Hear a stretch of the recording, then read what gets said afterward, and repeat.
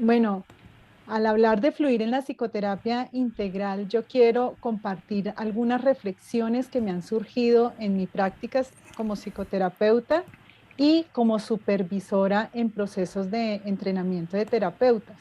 Entonces voy a compartir lo que he observado a veces en mí y en otras personas con las que a quienes he supervisado práctica. Entonces me voy a enfocar en algunos aspectos que se ven en la relación terapeuta-consultante que tienen impacto en la subjetividad del terapeuta. Yo considero que los consultantes se convierten en unos espejos y en unas impulsores del desarrollo de los terapeutas. Entonces quiero como referirme en este sentido a esa relación terapeuta-consultante. Em, como lo que pasa en el encuentro de terapia afecta la subjetividad del terapeuta, pues también lo que ocurra en el terapeuta puede tener impacto, tiene impacto en el proceso terapéutico. Estos puntos que voy a compartir han sido desafíos que se han convertido, como les decía, en un desafío para los terapeutas, en un desafío también para mí como supervisora, y en un reto, una invitación para que tanto terapeuta como consultante naveguen hacia una experiencia más consciente, más llena de recursos para ambos. Al final voy a proponer algunas rutas de apertura para que esa relación, voy a plantear como algo que frena la relación y luego unas rutas de apertura para que esta relación sea más fluida y fructífera. Entonces voy a compartir pantalla.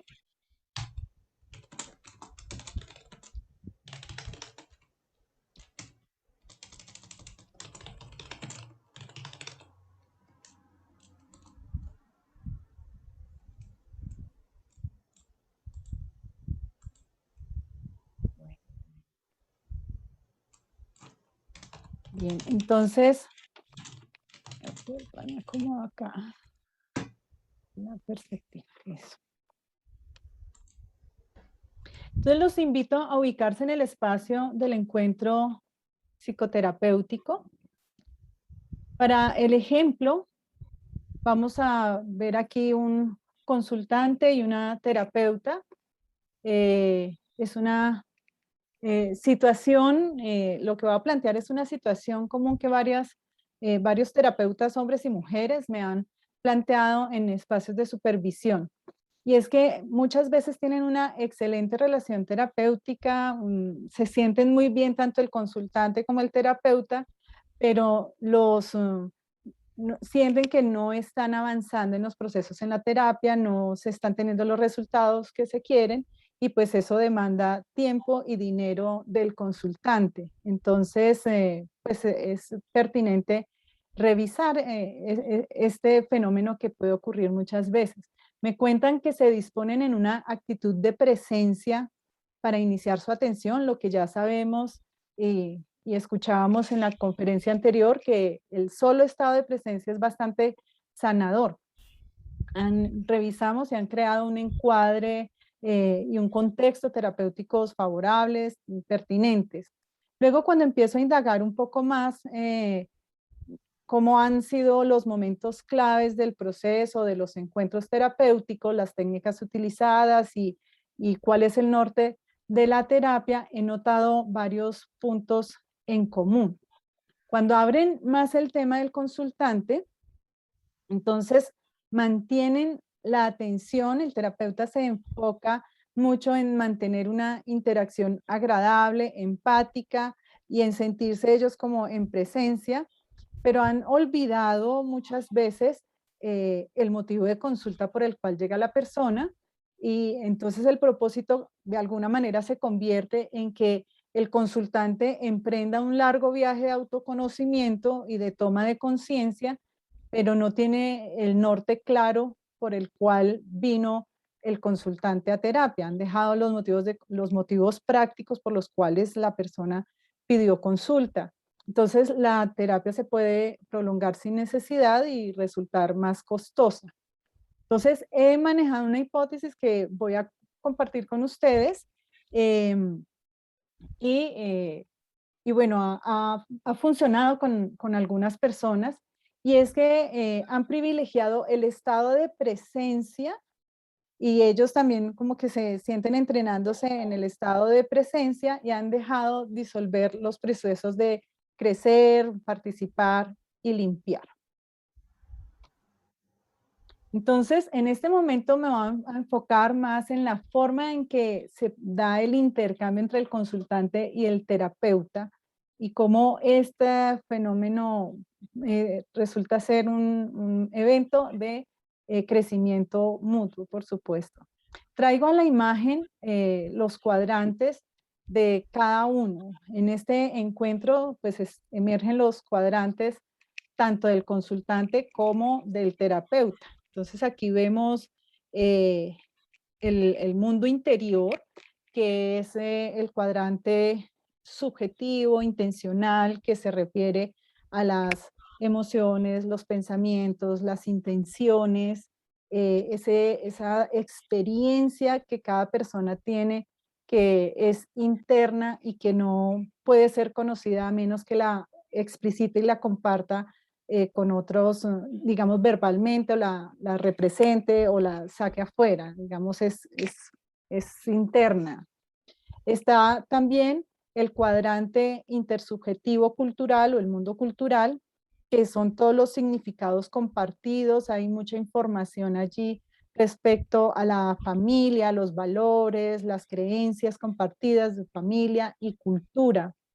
Está también el cuadrante que he llamado el mundo físico, que es el cuadrante objetivo conductual, hace referencia al funcionamiento del sistema nervioso, del cuerpo, de nuestro comportamiento.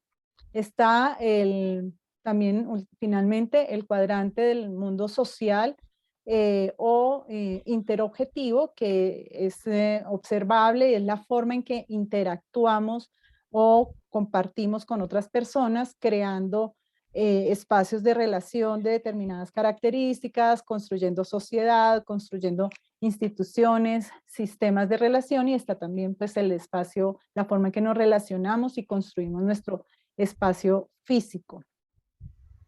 Los 8 cuadrantes se hacen presentes en el encuentro terapéutico. Sin embargo, de estos 4 cuadrantes, el área de interacción, el área de intercambio relacional, pues ocurre entre estos cuadrantes sociales, donde damos y recibimos mensaje. Entonces, digamos, este espacio es el nodo visible de conexión interpersonal, es sobre el que yo digamos, es el que yo observo muchas veces en supervisión o en trabajos de espacios de entrenamiento terapéutico. Y no es que no esté en mí presente los otros cuadrantes, sé que están, pero es lo observable, y de allí también observo parte del comportamiento, digamos, del mundo físico, y de allí podemos navegar a conocer contenidos de los otros cuadrantes. Entonces, teniendo en cuenta que este es como el entorno en el que podemos ejercer cambio, decir, no decir, hacer, omitir, transformar, necesitamos tener en cuenta los 4 cuadrantes, pero saber que allí se manifiestan en el intercambio relacional con el otro. Los invito ahora a visibilizar que cada una de estas personas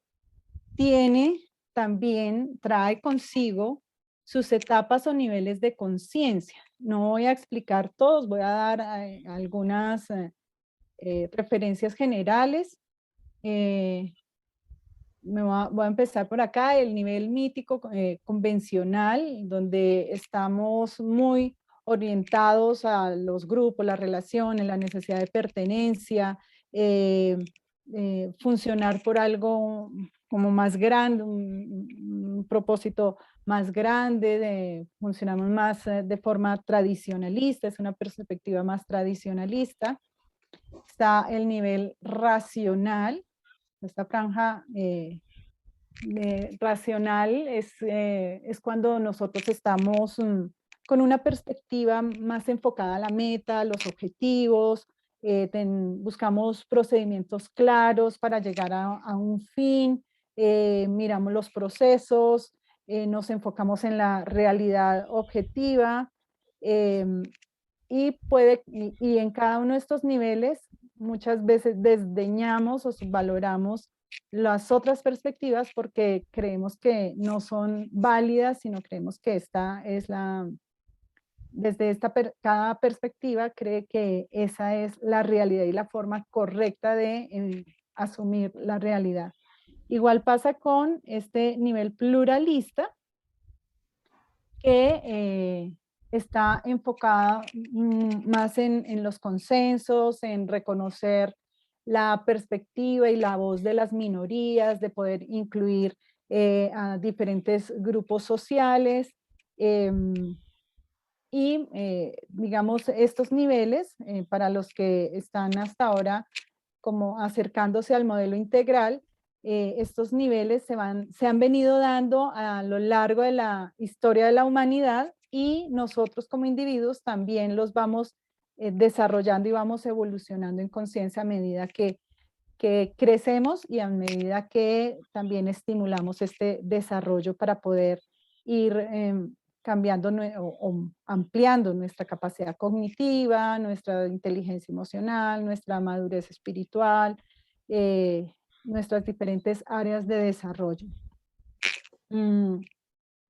Y estos son los niveles de conciencia y también aparecen en esta rejilla de Wilber y Combs graficados los estados de conciencia que voy a hacer énfasis en el ordinario natural, que es la forma en que nosotros vivimos nuestra cotidianidad normalmente en ese estado ordinario, pues el encuentro interpersonal se da en estado de vigilia y como podemos estar de pronto cada uno de nosotros en este momento.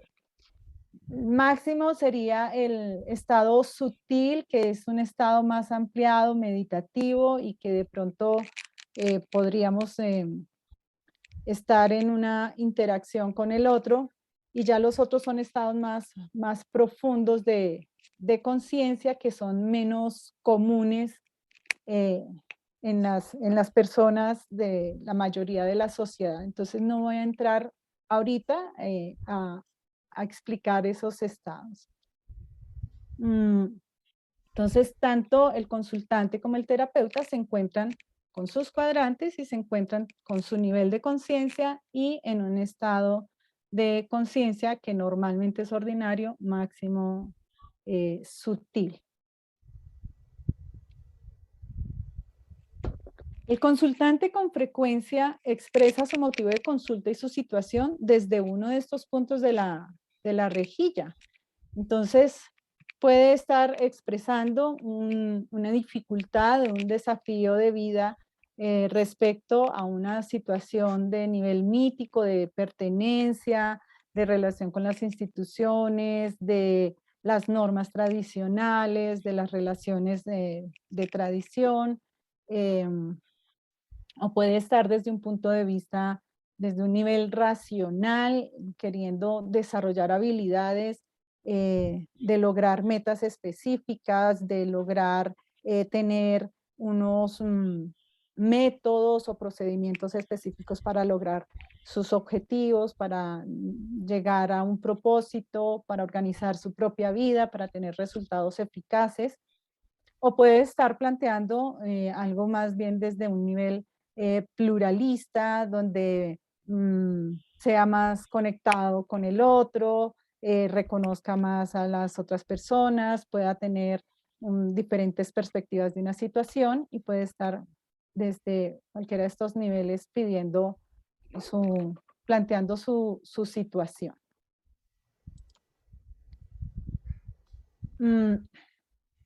Puede que en este modelo integral hablamos del centro de gravedad, que es donde normalmente pasamos la vida en uno de estos niveles, quiero hacer como esa referencia, pero puede que nosotros estemos en un nivel, con un centro de gravedad pluralista.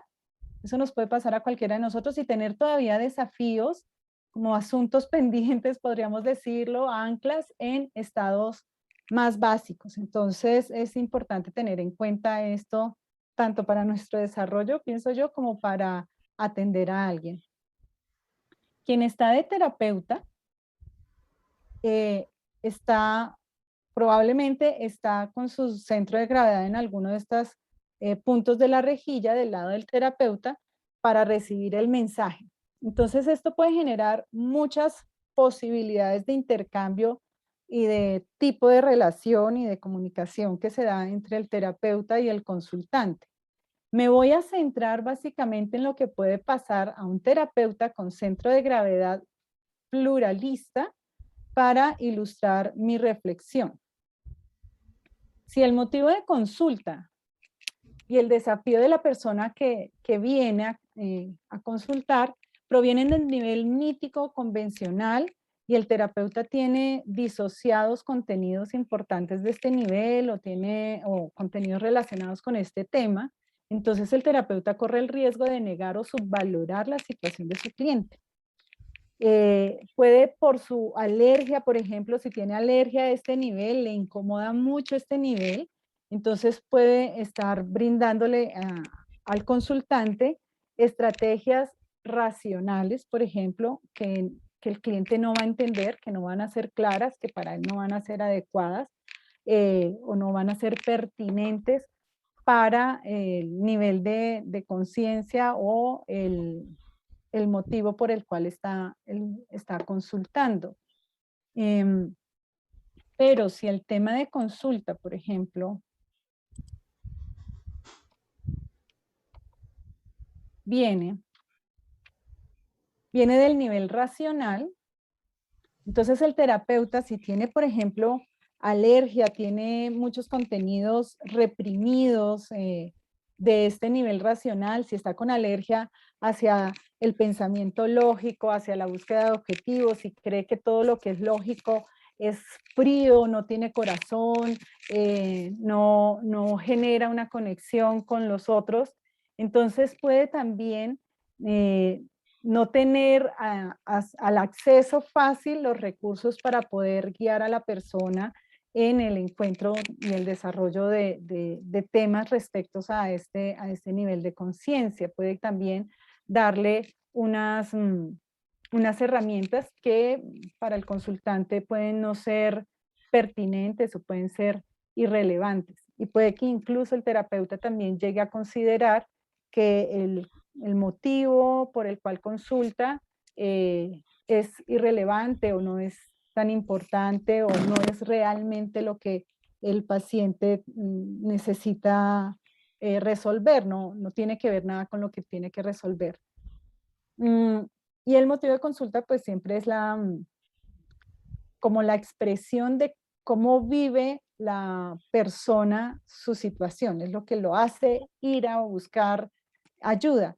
Puede que, claro, por supuesto que tiene muchos más contenidos y no solo el motivo de consulta, pero si nosotros estamos omitiendo olvidamos esta solicitud y olvidamos en qué nivel está el consultante, pues podemos también nosotros dirigirnos hacia un norte o perder el norte, un norte equivocado o perder el norte hacia el cual necesita esta persona la ayuda.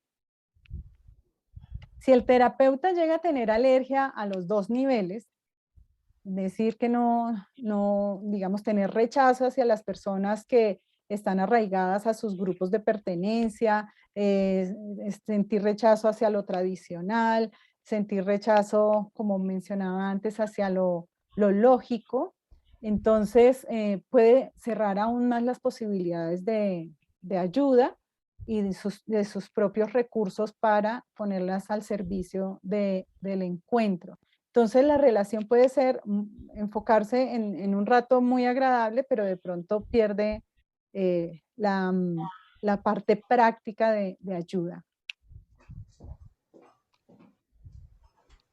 Esto invita a una reflexión y cuando se estanca la terapia, pues es una señal de alerta para poderse mirar el terapeuta. Entonces vale la pena plantearse, estas son algunas de las preguntas que nos podemos plantear. ¿Hay algún contenido de mi sombra comprometido en este tema y en la relación con esta persona?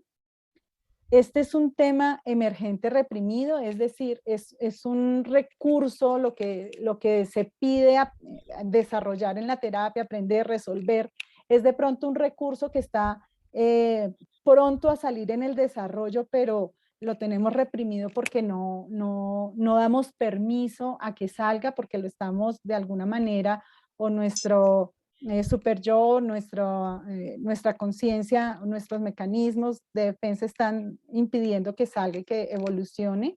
Es un tema del inconsciente sumergente, es decir, es un tema que ya ha salido a la conciencia, lo he desarrollado, lo he podido atender, lo he podido tener como recurso y lo he vuelto a reprimir y entonces ya no cuento con él, pasó de nuevo al inconsciente.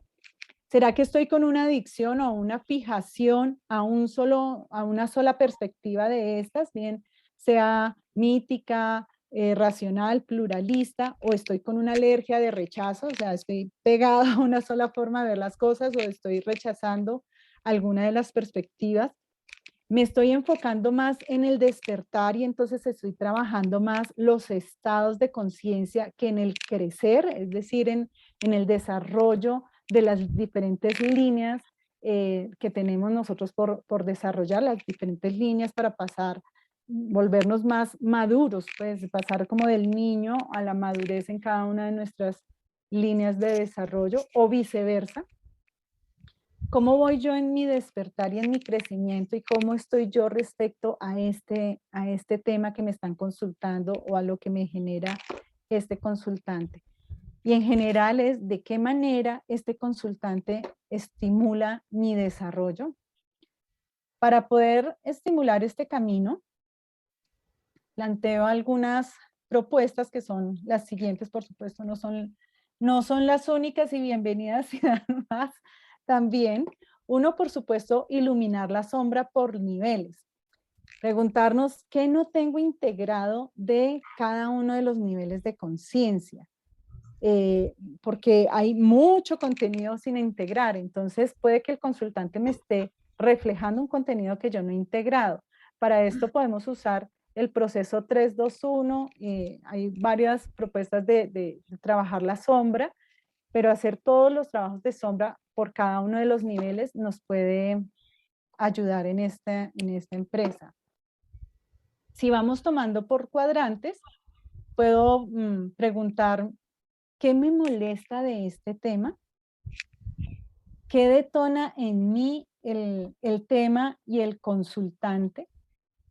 ¿Qué despierta en mí? ¿Qué ideas, qué emociones, qué prejuicios, qué creencias se estimulan más, salen? ¿Será que está despertando mis defensas?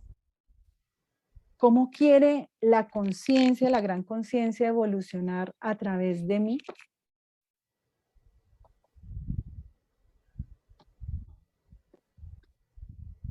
Hacia el mundo cultural me puedo preguntar por las lealtades ciegas que me están guiando en el encuentro con él y con sus circunstancias. Pueden ser voces de mi familia, voces de la cultura, voces de maestros que he tenido.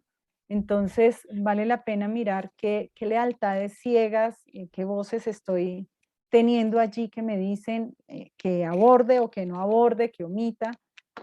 Y vale la pena en este mundo de significados compartidos con él, ¿será que realmente tengo claro lo que esta persona desea al haber venido a consulta?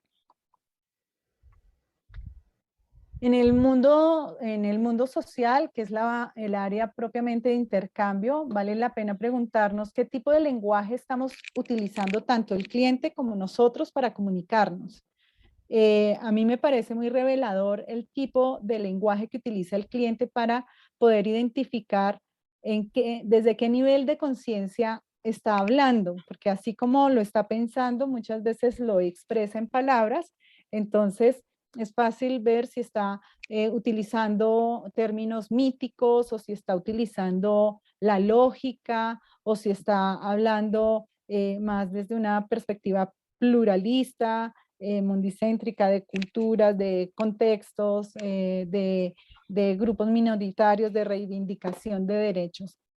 ¿Será que necesito revisar el acuerdo terapéutico? ¿Será que no lo hice claro? ¿Será que acordamos una cosa, pero en mi ruta estoy dirigiéndome hacia otro lado o no sé hacia dónde me estoy dirigiendo? ¿Cómo estoy orientando el proceso y el encuentro con esta persona? En el mundo físico, yo invito a que se revise, a que revisemos como terapeutas las reacciones del sistema nervioso, que se ven, por supuesto, en las reacciones del cuerpo, ¿no? Si palpito más en ciertos temas, ciertas palabras, si me tensiono más, si me siento más cansada, si me adormezco, si me estimulo para trabajar con ciertos temas, o si hay, cuando toca, por ejemplo, historias de personas relacionadas con el consultante, empiezo yo a reaccionar, así no se note tanto como lo estoy haciendo yo ahorita, pero lo ejemplifico porque puede que mi espalda se sienta dura, los brazos, la boca, ¿no? Aquí el maxilar. Entonces vale la pena revisar cómo reacciona mi cuerpo frente al tema porque ahí me puede dar señales de apertura de lo que puede estar siendo fácil o difícil para mí. Entonces, ¿qué hago o omito ante este tema o ante esta persona? Aquí vemos, digamos, completas las preguntas.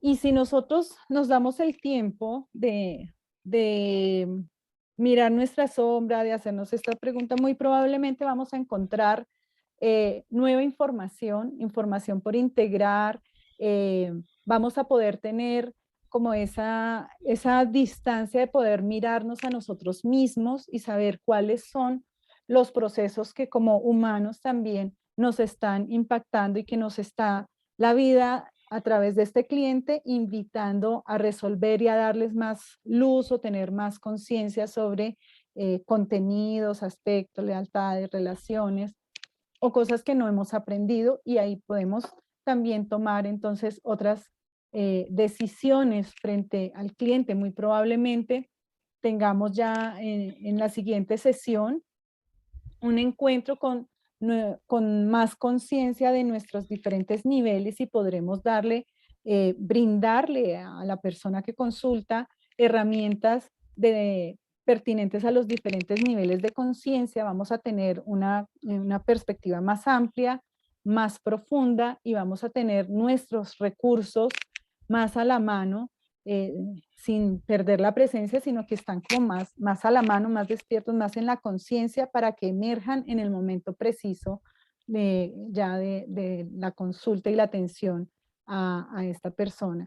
Entonces, creo que el fluir en psicoterapia tiene que ver también con que nosotros estemos fluyendo con nuestros procesos internos, estemos trayendo a la luz nuestros contenidos inconscientes, estemos también estimulando el desarrollo de ese contenido que está a punto de emerger, de esas habilidades que están a punto de emerger y que tal vez por miedo o por tantas otras cosas, mandatos, en fin, no le estemos dejando salir. Entonces estaremos más dispuestos y estará más fluido el compartir con el cliente independiente del nivel de consulta o del centro de gravedad con el que él llegue. Con este punto quería ejemplificar, pero puede pasar desde los diferentes niveles de conciencia del terapeuta.